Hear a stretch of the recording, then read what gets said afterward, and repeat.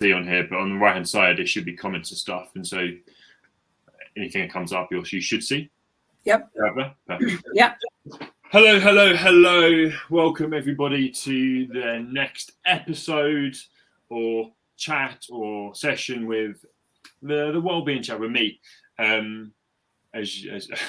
I always start all these sessions off, it's just me mumbling and rumbling along. Just because I like to fill a little bit of time before so people can join us. If you are here and are watching, please say hello in the comments. And we will give you a quick shout out. And if you have any questions, of course, for Emma, please let me know, and we can get Emma's thoughts and opinions on those as well. So we'll get started because I know we're already 1 minute past. I'll quickly introduce myself for anybody who doesn't know me, and then I'll get into the important stuff and ask Emma all the amazing questions. So me, I'm the founder of Employees Health. I always have to do that so people can see it. The founder of Employees Health.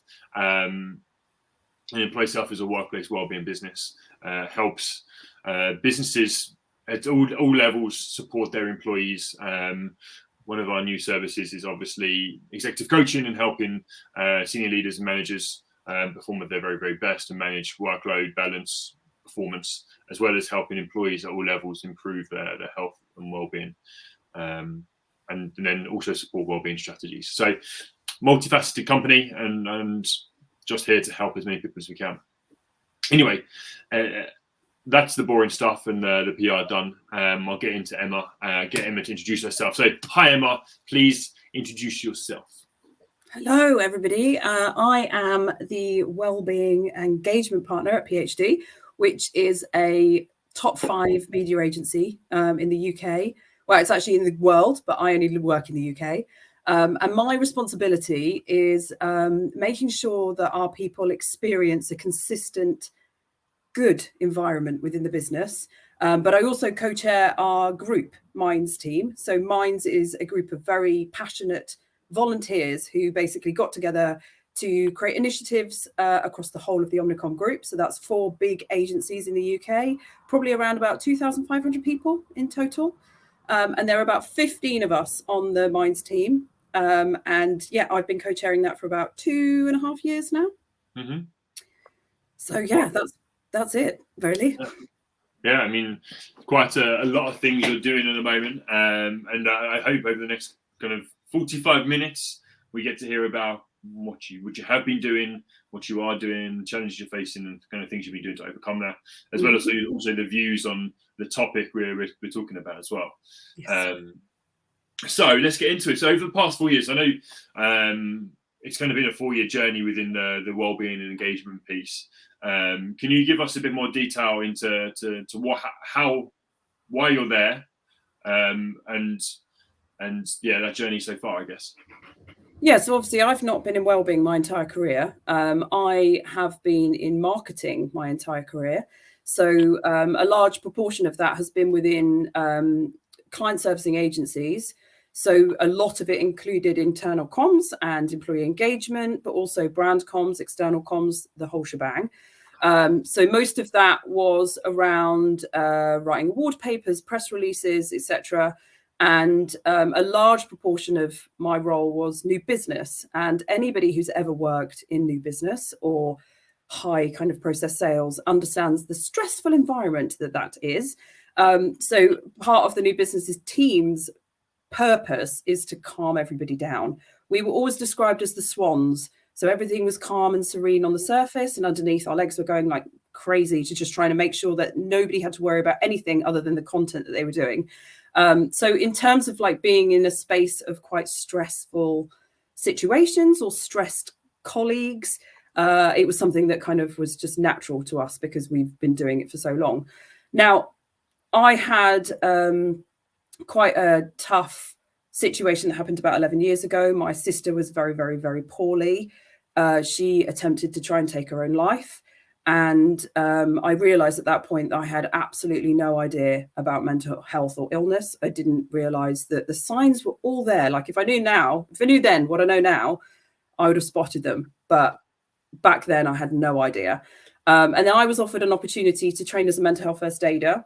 in 2019, just before the pandemic. And in some ways it was perfect timing because I was able to support a very young workforce. So I work in the advertising industry. The average age in that industry is around 25 to 30. So a lot of young people living on their own in random houses with random housemates who they may not really know, not exactly the best support network when we're all being shoved into our homes and locked down. So I had 96 phone calls within the first 6 months of training as a mental health first aider, which is quite a lot, I think. But I realised I was actually quite good at it. I am very empathetic because of what had happened in my own personal life. I deal with people on a daily basis. I was actually brought up in a pub, so I am very used to just talking to anyone and everyone about anything. And yeah, what it enabled me to do, though, was actually to take the data from those phone calls and understand what was happening from an external perspective, that the agency needed to pull together resources to support our people. So whether it was COVID or whether it was people being put on furlough or all of the other kind of stuff that the UK at least was experiencing, but also what was happening in the business that we could just stop. So whether that was not enough open conversations, whether it was kind of poor leadership, or whether it was untrained managers, I was able to then take that data and put together a plan to support the workforce. And the team, Minds, was born at PhD. So I started it with someone in HR. And I'll get onto HR's role in wellbeing later. But interestingly, it was difficult for HR to handle those conversations because there were obviously other things at play. So I handled all of them, which is why it ended up with me taking all of that data in and then working with the HR team in how we can improve the business. And that was back in 2020. We've done a lot since then. A lot of kind of learning and change, because I think quite a lot of people in business where wellbeing became quite crucial after COVID realized they didn't actually know what they were doing. Most of us were just kind of put in this position, or they weren't even put in this position. Most of us wanted to be in this position where we noticed the problem and we wanted to change it. And significantly over the last 3 years, we've learned loads, and I love sharing it, because if I knew now what I know, if I knew then what I know now, I would probably be steps ahead in this journey that we're on. Yeah, 100%. And I think this is why I like bringing people like yourself onto this talk, because it's the experience and the challenges you've faced and overcome, and those stories that help people like you in this situation. Just take maybe a snippet, one nugget of information which they maybe kind of coming up against and work with, and see if they can improve how they're doing it in their place as well. So, I mean, it's a long journey, and COVID and all these different things have been tough. And there's one piece I wanted. You said at the very beginning, and this is where kind of obviously our relationship works, and I was very similar to you in the fact that mental health, until my friend took his own life, I was oblivious as well. And it is one of those kind of it can be one of those issues which you don't understand mental health, or you're oblivious to it. Maybe your outlook towards mental health is very different until it actually kind of happens to you, or you experience and go through something like that, and then you go, actually, yeah, this can happen to anybody. And so then you begin to build awareness. And for me, that showcased itself in wanting to learn more about mental health and wanting to share people's stories and all this kind of stuff. And for you, it's obviously how you support people and how you support your business within PhD and Omnicon Group and all the great things you're doing. So I think it's one of those stories where I'm like, mental health doesn't really affect us until it affects us. We can be really oblivious to it. And this is why I suppose the message is being shouted out as much as possible, because some people aren't experiencing it or haven't been through that to understand what it means. Exactly. I think education plays a big part. I think when we're at school, I mean, I'm 41, so a while ago, I learned that PE was good for our bodies, but that was it. Yeah. And actually, the media portrayed what our bodies need to look like. What we weren't taught is actually physical fitness enables our mental fitness to be better. And actually, it shouldn't necessarily be about importance of how you look. It should be being proud of looking after yourself. And I think that message didn't get through when we were younger. I know that they're bringing well-being. I mean, I've got 2 young children now. They're at school. They are being taught around well-being, but I don't think they're still linking them together. They're not talking about holistic health in one kind of picture, excuse me. They're not talking about it as one big combination, and actually they absolutely should be, because any physical illness can impact your mental well-being, and mental illness can impact your physical well-being. So it's so connected, and I just think the education in that space is just not strong enough. So yeah, I think it's crucial that we all learn about ourselves, and we shouldn't really have to experience something really negative such as that for it to be a case. Yeah, for sure. And it is good to see the schools doing something. But as you said, education needs to be risen, and it's the role of not only the teachers and schools to do this, it's also the role of the parents to do that as well, and educate people correctly. Like, you can have your own view on it, and I have my own view on it, but also understand that there are things, and you said the holistic view of how the whole mind-body experience and piece will happen and work. Yeah, I think so interestingly, when I got so my remit changed. So I was marketing and new business director back in 2020. I am now engagement and wellbeing partner. I'm on the board. I have a responsibility to, not just educate the agency, but also educate the leadership team and make them realize that we're all human beings, and actually we are made of flesh and bone, and we break and we hurt, and we've got things outside of what's going on in our working life that can massively impact how we turn up. So I did a wellbeing strategy course after my mental health, my remit started to change. I did a wellbeing consultancy course so that I could guide people in a different way. And even that wasn't enough. So in September last year, I did a postgrad in neuroscience and mental health at King's College. And my God, I did not know half and a quarter of what I've learned. But one thing I can say, that to sum it all up, is your brain is the boss. If you don't look after it, everything goes to pot. And actually, by filling it with the right diet, because your brain survives on protein, like just knowing that, it would make you go, oh, well, actually, if I need to function better, I should eat differently. Those things are just not taught to us. And they're just, you could go on you could focus on your nutrition, or you could go focus on your diet, or you could, go see a PT like yourself at the gym and learn how to look after your physical body. But actually, all of that is so crucial to understanding how healthy your head can be. And when it's not in a good place, especially if you've got to deal with a trauma or a bereavement or financial fears or anything like that, it all impacts you. And I think that all of that knowledge needs to be shared. And as much as I'm happy to, this is literally my favorite subject. I will bang on about this forever. I'll try and keep it short today though. But that stuff, I just want to share it. Everything I learned on my postgrad, I'm constantly telling people, because we just don't know it. And it's us, it's everyone. And it's super interesting, right? Yeah, massive brain nerd now, me. I love the brain, and I love the things you can do to make it perform at its very, very best. And for me, that's the element I like around well-being and the brain and the body and that kind of stuff. Yes, macroly, yes, this has been recorded. It will also be on LinkedIn, but I'm also going to put it on YouTube, and there will be a link in the comments once it's uploaded. Thanks, Matt, for obviously Elise for sharing that. So yeah, also hi to everybody as well. And I do find people's awareness around kind of how to look after themselves from both a mental standpoint and a physical health standpoint needs a lot of work, and whether that's the role of a business and what role of the business does that play, be interested to get your thoughts on that. This is sidetracking from my kind of complete guide to what we want to talk about, but it's a good question to ask you. Good segue. I'm quite passionate about this. I'm going to get on my soapbox here. I work in an industry where people are our product. Our clients come to us because we come up with great ideas to help them market their brands. All of that happens in the brain. So if we don't look after our brains, the ideas are a bit rubbish.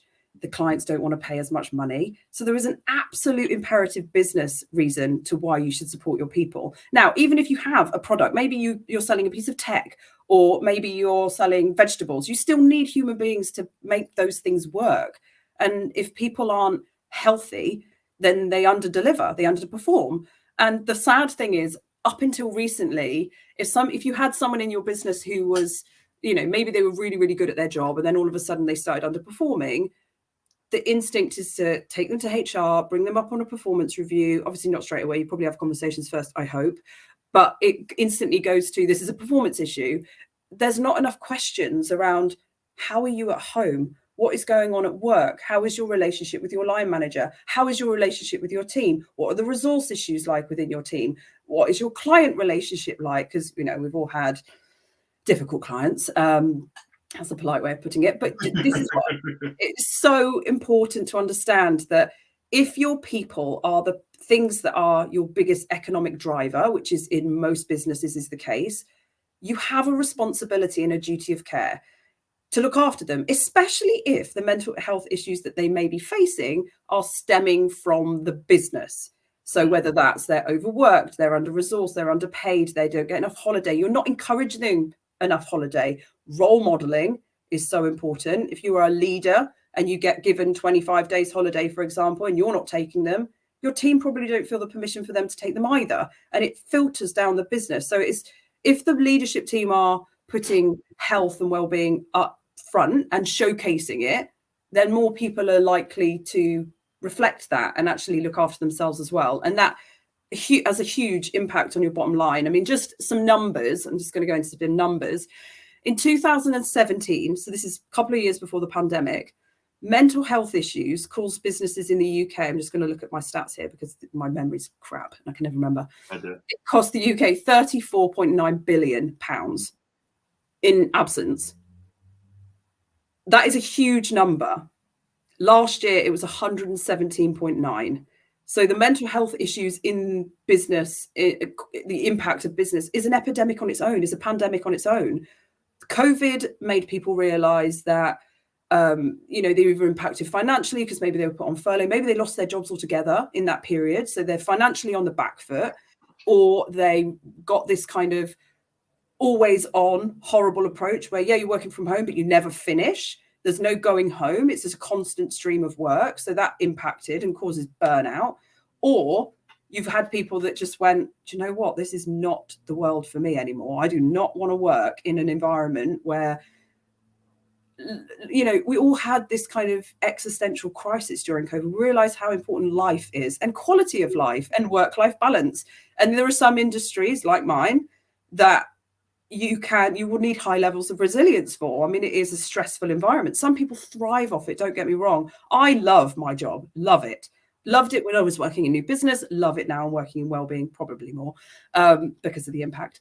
But the industry itself, client servicing, working under any kind of stressful deadlines, finances, all of that kind of stuff is crucial that you are well enough to handle it. And if at any point you're not, then the business will suffer from the back of it. The financial replacement of putting someone else in a role that you've just lost is more costly than investing in wellbeing initiatives and programs that support your people.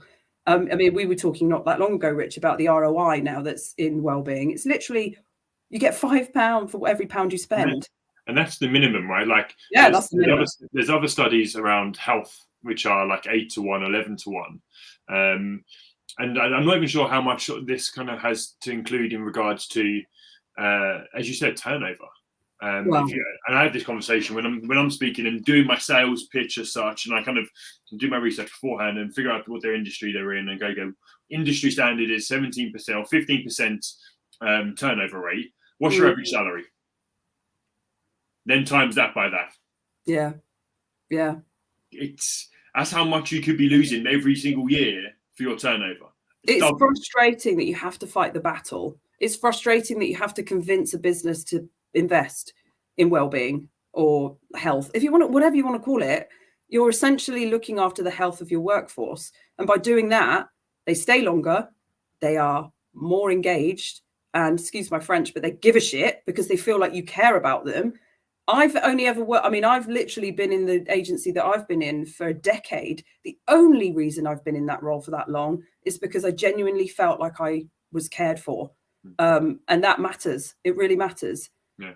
And if you've got good people and you're losing them because you're not investing in them, whether it's, you know, I mean, wellbeing isn't just about free smoothies on a Wednesday and putting some yoga on or whatever. It's not about that. It's actually about investing in training and development, making people feel like they're using their, like, you know, they're investing in their key strengths.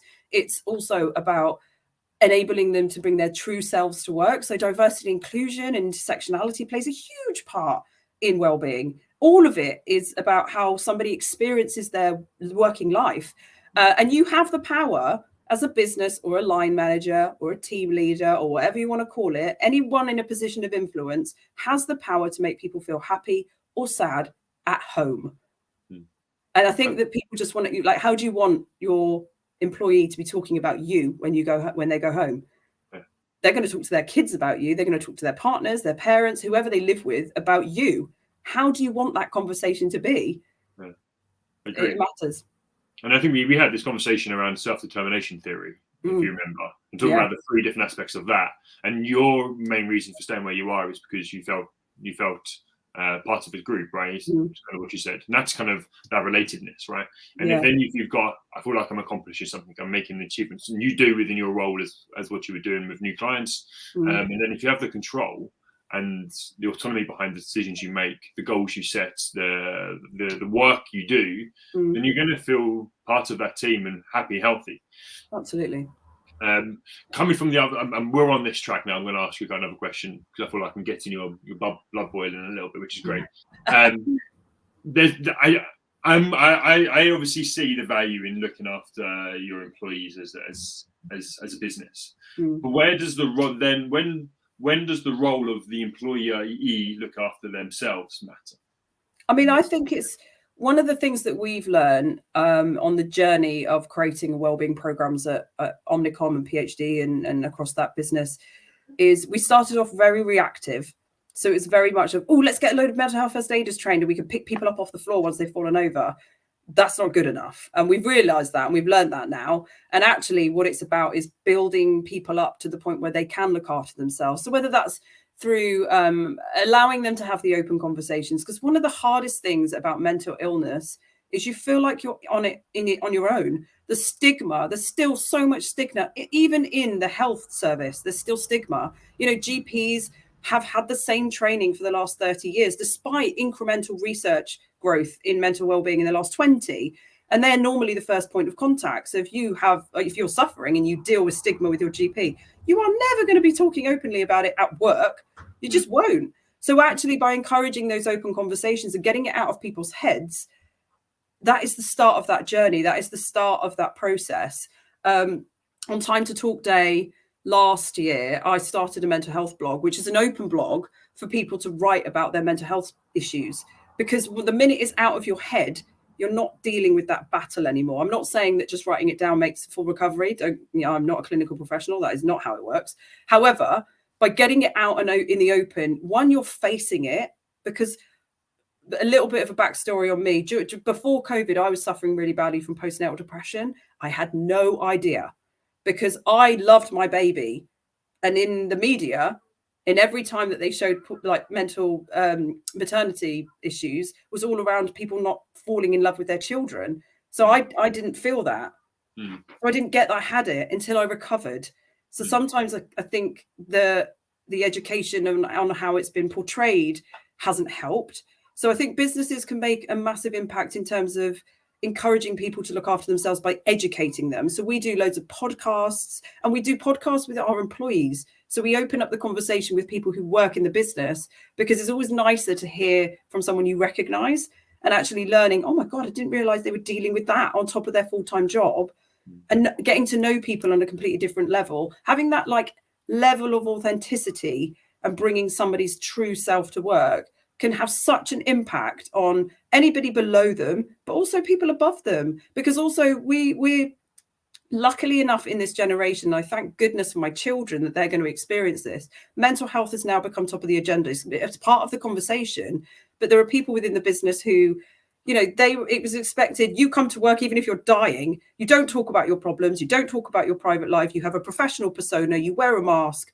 And those people still exist in business. They are filtering out as the younger generations come in and are being much more open, but it's still happening within certain industries where that professionalism has to remain in place. And I get that it matters, but also by making out like you're a robot and you don't actually have feelings, none of that is beneficial to the people underneath you watching you or being managed by you, because they don't understand how, if they are impacted, how they can talk about it. And then, as I said, then it becomes a performance issue and it's not investigated. And actually, it can be something straightforward as somebody's just had an argument with their spouse and that's playing on their mind. And, the financial issues that they may face if they separate, all of those things matter.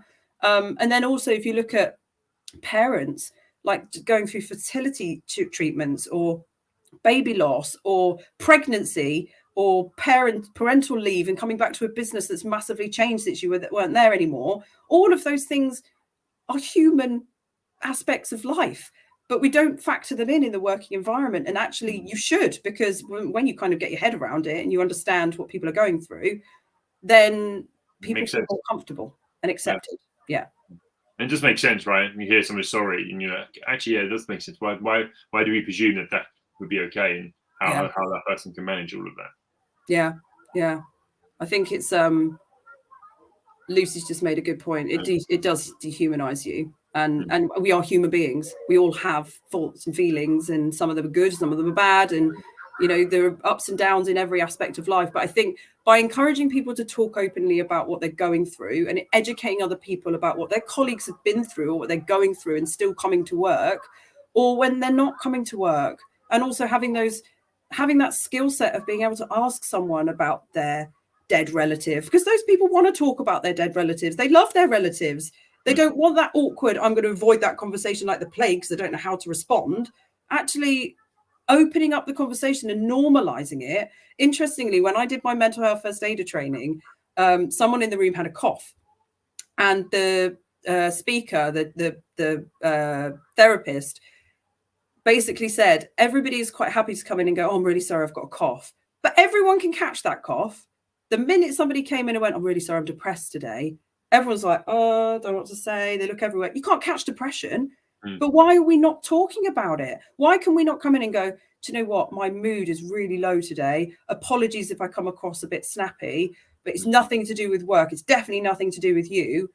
Being mindful of those kind of situations, everybody would just be better at it. Like if we talk about our mental health the way we talk about our physical health, then everybody would just feel a lot better about it. The stigma would start to disappear a lot quicker, and people will start to recover better, because that minute we admit the problem, we start the treatment, right? Whatever that treatment may be. Yeah, I understand. There's so many different points to kind of agree with. So I'm just going to agree with all of it, Lucy. Emma, sorry. Lucy's got obviously on my mind. I think let's see if we can get this back on track just slightly. You've obviously been doing what you've been doing for the past 4 years, and you've obviously had to face challenges, overcome challenges, learn new bits. What do you think what is your biggest learning so far? The biggest learning is mental health is always on. So actually celebrating things like Mental Health Awareness Week or World Mental Health Day is not enough. And the main thing for me, because I'm a comms person, so one of the kind of core skill sets I have is engaging with people. And when you're talking about, say, for example, you want to educate someone on anxiety, because that was this year's theme, so it's in my head. If you're not anxious at the moment those comms go out, then nobody reads them. However, one individual from the week you sent it out could feel anxious 2-3 months down the line. Where's your comms then? Where are you guiding people? They forget. I mean, I work in a business where our emails are archived after 3 months. So there's no point communicating on email, because if somebody wants to go and find that, they can't. So building a kind of resource hub where people can go into it every now and again and understand what we've shared up to this point that they may have found relevant 3 months ago, but they were actually okay then. That knowing that mental health is always on, and constantly reminding people of your resources, not just at the times of the year where everybody else is talking about it, but actually reminding them constantly. Because in a world where, I mean, Christ, I don't even want to talk about the number of unread emails I've got in my inbox at the moment. Most of them is sales. Just if my colleagues are listening, I am totally reading your emails. But we've got so little headspace to take on more information, and we're learning so much more all the time. We're learning about diversity and inclusion a lot more. We're learning about, this month's Pride in London. We're learning all about the queer community and how to, the issues that they're facing and the celebrations that we should be, talking about. There's so much more going into our heads, let alone all of the other things that are going on in the world, the new kind of technologies, artificial intelligence, all the other stuff that's changing our jobs and making us have to constantly take in reams of information. Don't get me started on social media.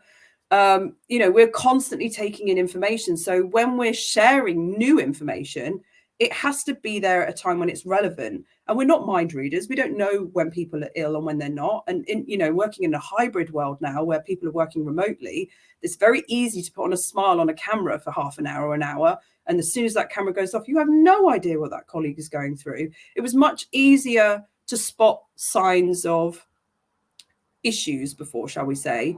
Whereas now it's much difficult. It's much more difficult to be a leader and a line manager and a manager and a colleague and know your team inside and out when they're nowhere near you anymore. And it's being mindful that if you constantly remind people of the things that you've put in place, the resources that you've got available, the support, utilizing your mental health first aiders in a completely different way. Don't just train them and leave them at the end of a phone, hoping people will phone them up when they're not well. Allocate them to stressful projects or pitches or teams. Give them a dedicated mental health first aid resource so they know who they can talk to at every moment. Being much more proactive in the space and allowing those mental health first aiders to sit in on meetings that may cause high levels of stress, and guiding line managers, not expecting line managers to understand all the ins and outs of mental health, but use the line managers to speak to the mental health first aiders if they see issues, and use their experience and their newfound knowledge to educate, constantly educate. I mean, I know I've said that word 100 times already, but it is all about learning. And it's about learning that we have to be always on with this topic. It's about learning that there's still so much that we haven't, discovered yet. I mean, I've just done this degree, and even King's College are like, now we haven't quite figured this bit out yet. The brain is the most complicated thing in the known universe. The human brain is so complicated that if scientists still haven't figured it out, we're still not figuring it out. But what we can do is share what we know up to this point and allow people to understand that if you do this, this may happen. And if that happens, you may feel this. And actually, it's just constantly educating people on the changes. Sorry, that was a really long answer to a short question. No, it's great. I just don't know where to go next. Don't know what bit to go follow on. But no, I think you are correct that mental health is always on, and how you feel every single day. And I think that's probably the better term rather than just mental health. I think mental health can be quite negative. Well, everybody's got mental health like they have physical health. I think people mistake mental health for mental illness. Yeah. When you say the words mental health, everyone goes, oh, God, like depression. And that's mental illness. That's different. Yeah. Yeah. Mental health, you can have good mental fitness, we like to call it. But yeah, I think that came with the stigma issue. That's about understanding that, whatever your mindset is depending on your mental capabilities, your mental health, your mental wellness, whatever you want to call it. But yeah, I think whatever your boss is telling you that day, your internal boss, the thing up here is telling you every single day, and how you turn up and how you communicate is always on, right? Like that's okay. Understand that that's the important thing as an individual you can look after to be your best self, and it's also the mood you take into every single conversation and every single day as well, right? Like if you say to yourself that, okay, I've had as I said, you've had a crappy night's sleep, or you've got stuff going on, understand that's okay, and tell yourself, I know this is going okay, but I can still take a positive outlook and begin to do things for myself, knowing that I'm going to help myself in this be better. Yeah. I think one of the other things that is interesting. So I'm not from a people background. I never worked in a HR team before. comms is so crucial in terms of how we communicate mental well-being across businesses. Now, one of the things that I found really interesting is the reason I did the King's College thing, because I wanted to establish the difference between the psychology side, which quite a lot of people call like the fluffy, the feelings, the thinking side, totally not fluffy, by the way, versus the neuroscience. This is like just biology. We are all made in the same way, but our environment, our experiences, our parents, our friends, everything around us makes our thought process completely unique. So when you're, somebody could have a loss in their family, and you could have a loss in another person's family, but those two people are never going to respond in the same way, despite the fact that the issue is 100% similar. I mean, you look at people on the spectrum, for example, some of them don't feel emotion at all towards that dead relative. They know that they should feel sad, but they don't feel that. And them coming to work, and you can't compare. Yeah. I've seen people go, oh, I went through that, but you haven't been through what that person's been through. You've been through what you went through. Yeah. We may be in the same boat, but we're in different water. And it's about understanding every individual is unique, which is why when we communicate, sometimes you can lose a disengaged audience when you're talking about the psychology side of, if you start to talk about meditation and mindfulness, you lose a massive group of people. They're like, what a load of bollocks. They don't actually believe in that. When you start to talk about how your brain is linked to the rest of your body, there's no arguing it. It's science. You can't argue it. We are all made in the same way. We function differently, but we have got the same body part. Most of us have got the same body parts. Our brains function in the same way, and it reacts to our body in a similar way. However, resilience is a horrible word. I hate it because it just instantly makes you feel like, oh, I need resilience because this is going to be crap, whatever's coming. But it's actually about, if you are in a good, positive, healthy mindset, an issue to you can be minimal compared to someone who is struggling, and it can be catastrophic. And it's about understanding where someone's at when something like that occurs, and knowing when and how to approach it. It cannot be the same blanket approach for anyone. Yeah. Completely agree. So it's taken us 37 minutes. I'm going to ask you the question around the topic, which we've actually designed this workshop around, this conversation around. When did we first meet? This can happen months ago, couple of months ago now. One of the first things you said to me was that you don't believe that well-being should ultimately sit within HR. No, can you explain that in more detail for me? I've got massive amounts of respect for HR people. I mean, Christ, I could not do their job. It is really, really tough. Everything they have to learn in that process to become, successful, or even just working in that field, is really, really hard. There's so many aspects. There's learning and development, there's hiring and recruitment, there's, the negative side of it, redundancies and things like that, the difficult conversations they've got to have. And now all of a sudden they're being lumped with, now you need to understand mental well-being. Now you have to put this into your process. If you are dealing with somebody who is underperforming, I genuinely believe within our business, we rely on mental health first aiders and our wellbeing teams who sit outside of HR. Now, that is great, because when it comes to defining the difference between someone's underperforming because they're just not good at their job versus someone's underperforming because they're not well at work, it's difficult for HR to play both roles. How can you support someone's well-being when essentially you're talking to them about their performance? Having a different wellbeing team, of having those open conversations and confidential conversations outside of the people teams, will enable people to be much more open and vulnerable, because you never want to get dragged into a HR office without notice. It's a fear. Like, everyone goes, oh shit, I'm going to be fired. Do you know what I mean? It's this horrible feeling. And, maybe that branding of HR will change as well-being becomes part of more of those roles. But actually, I genuinely believe you can have like a chief people officer, you can have a head of HR, and you can have a head of well-being, and they can sit under the people person, because it's all about the human beings that work in the business. But essentially, HR is there to protect the business. People feel that. They don't feel like they're always there to protect us as individual employees. And I think it's really hard for HR people to play both roles. Really, really difficult. There's a conflict of interest in some cases. It's good cop, bad cop, isn't it? Exactly. I think it's been really useful for us to have someone who's dedicated to employee communications, just so happens to have a very huge passion for mental health. I don't think every business is going to have that. However, as a marketeer, my job is to sell this brand to our clients. It's also to sell this brand to future employees. So my job is to make sure that if our people are telling a different story from what I'm telling, it ain't going to fly, especially in an industry where everybody talks. Therefore, maybe it should sit within marketing.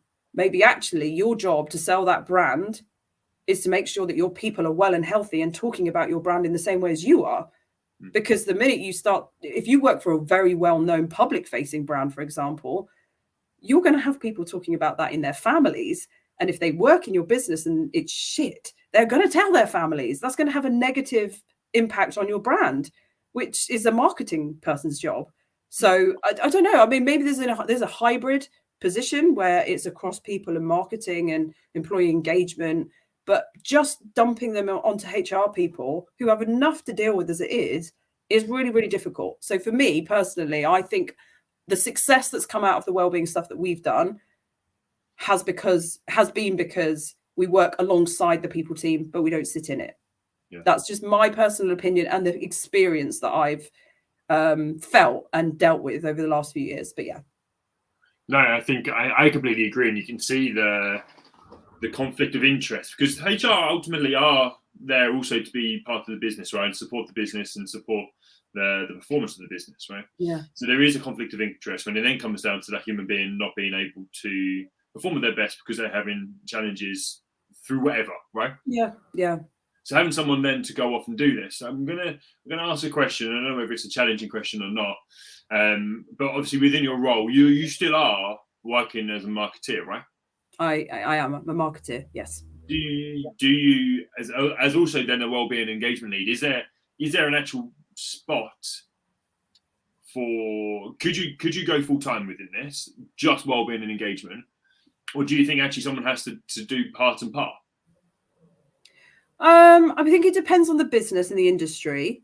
I don't think you need to do both. It just so happens that, unfortunately, where wellbeing isn't seen as crucial as it probably should be, quite a lot of people who are doing wellbeing are doing it on top of a different role, like HR, for example. There are some industries that are way ahead of mine. They have, whether they call it welfare, or, I know that the TV industry, for example, have welfare people to make sure that their talent are looked after.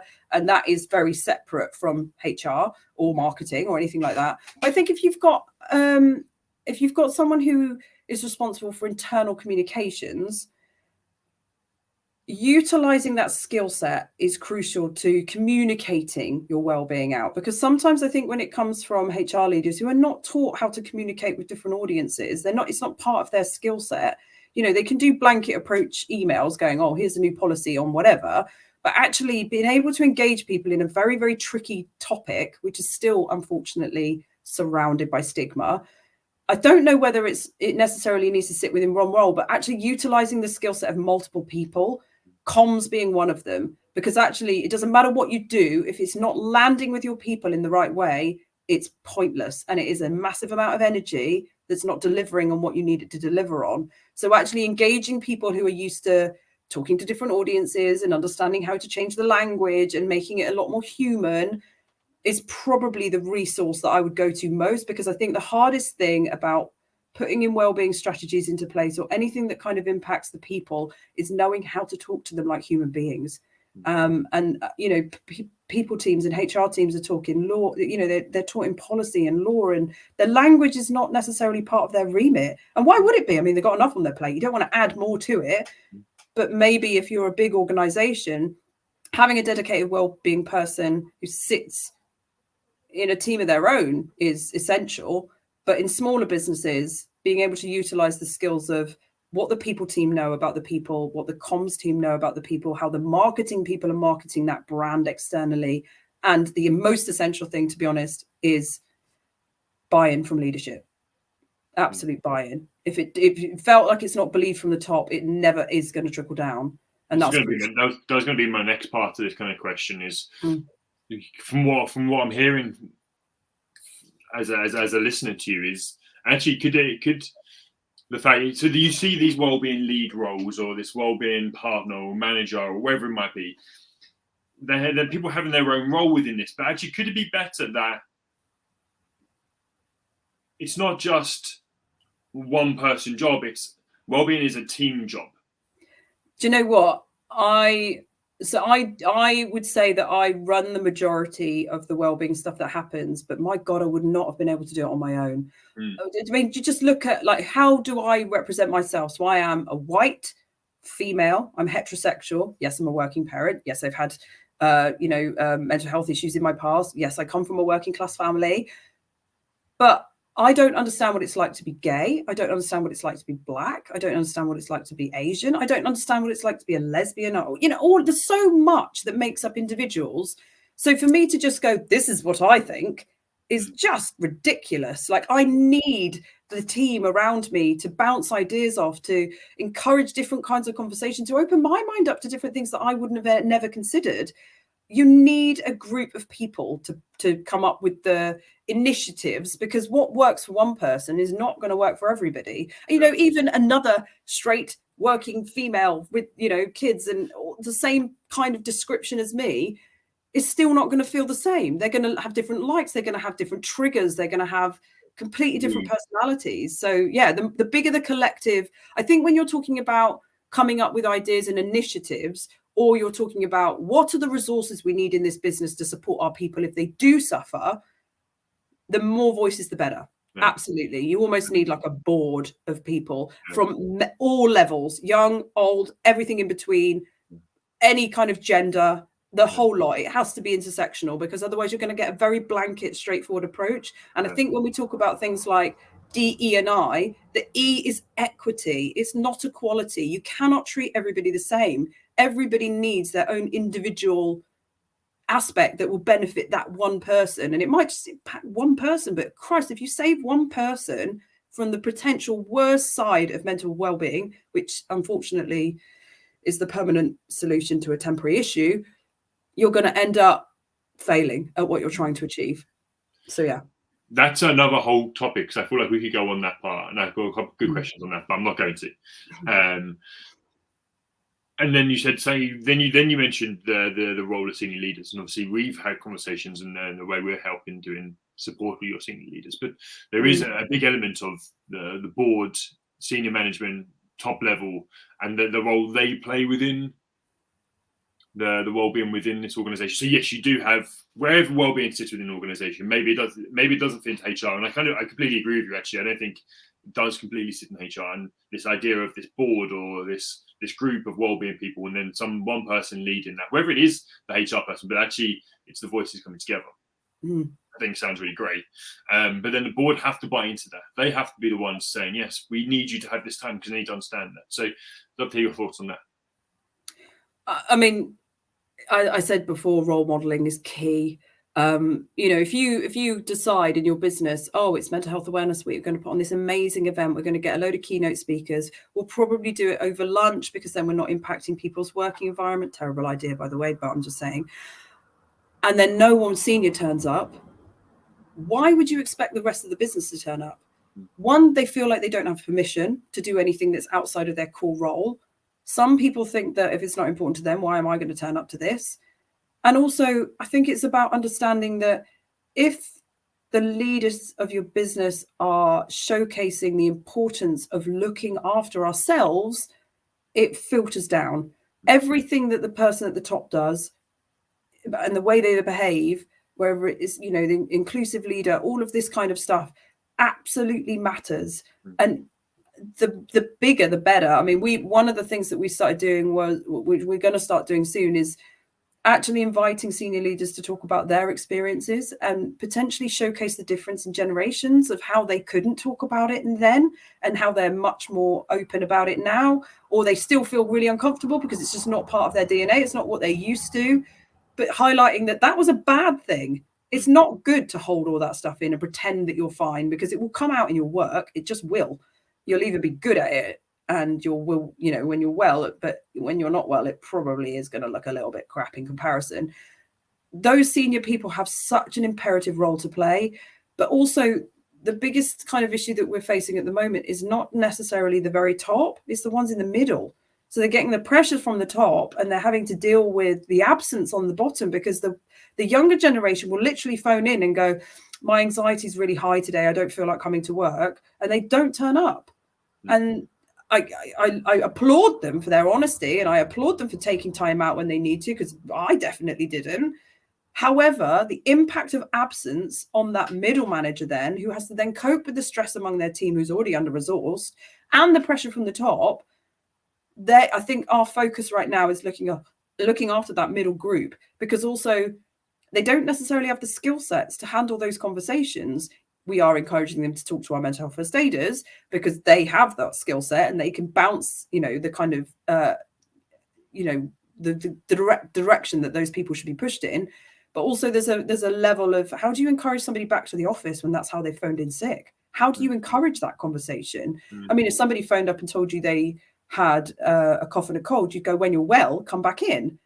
Mental illness, it doesn't tend to have a finite end date. That's the difficult thing about it. And also, how can you encourage somebody to go see a GP? It's not your place. If somebody came to you and said, I've got cancer, you wouldn't go see your oncologist. You just wouldn't, because it's none of your business. But understanding how you can encourage people to look after themselves absolutely needs to come from the top, and then it needs to filter down the entire business, because when it doesn't, it just all goes to pot, really. I completely agree, and I think that's the role of both those, and this is, we've had many conversations around those middle managements, and you'll probably see my social media is now being filled with a bit more of that kind of support, right? But I think these are really good points. One of those topics which we will discuss outside of this, and we'll have that, because I know I'm very conscious that we are 52 minutes in. We've got 8 minutes before the hour. So I have 2 questions for you. First question, what's the biggest challenge you've got right now, and what are you doing about it? Burnout. Okay. One word, burnout. Okay.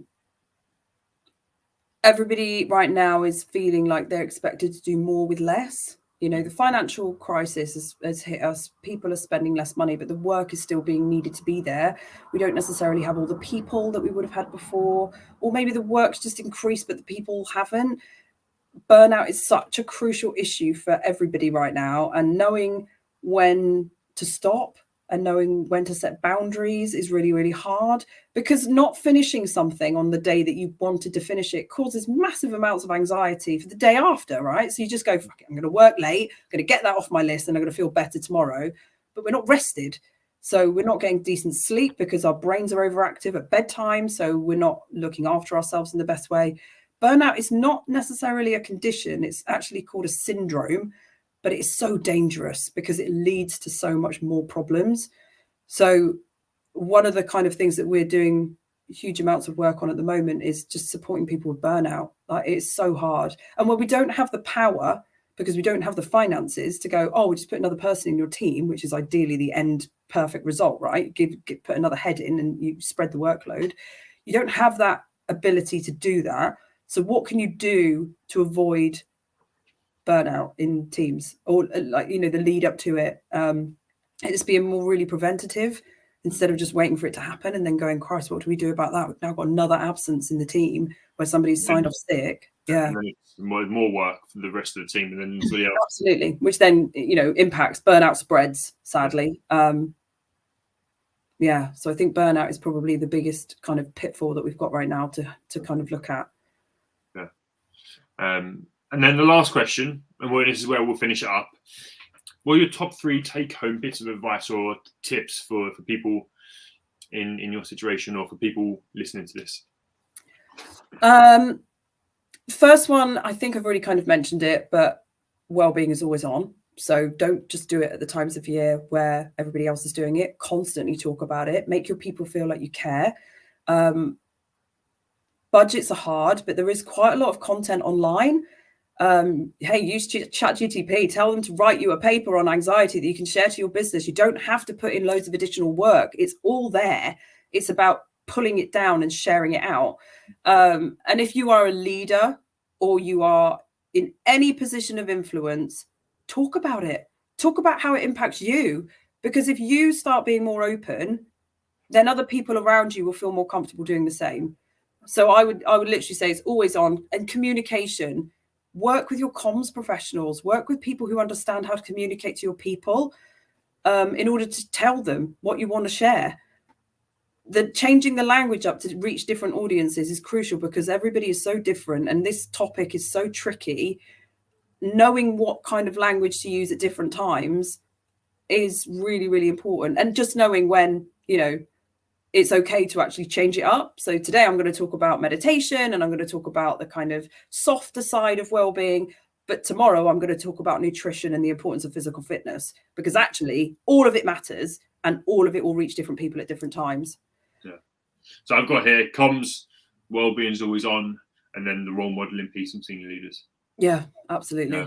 Yeah, thank you, Emma. I really appreciate you with your advice, and we've obviously run over, but I feel like we got into some really cool stuff. So thank you as always for coming on and talking and taking up some of your valuable time, because I know you're in high demand now in this talking gig. So I appreciate it, and I hope everybody else has enjoyed it as well. And if you want to connect with you, where do we find you?